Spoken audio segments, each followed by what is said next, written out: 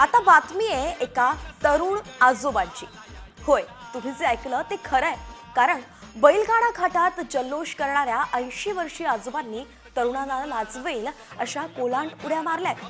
चांगदेव शेंडके असे आजोबांचं नाव आहे. 83 वर्षांचे असून पुण्याच्या बाघोलीत बैलगाड्या शर्यत पाहायला आले होते.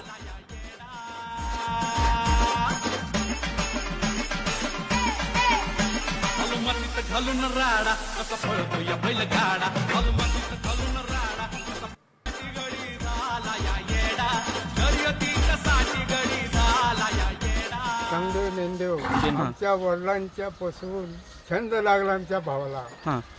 ते आजूबाजूची रक्कम मोर चालू झाली.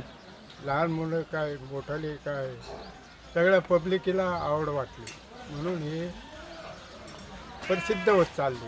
आणि मग उड्या मारायचा कधीपासून छंद आहे तुम्हाला? शर्यतीच्या आधीपासून. आधीपासून? हो. त्याच्यावर शर्यत मग आमच्या भावानी मोर चालू झाली.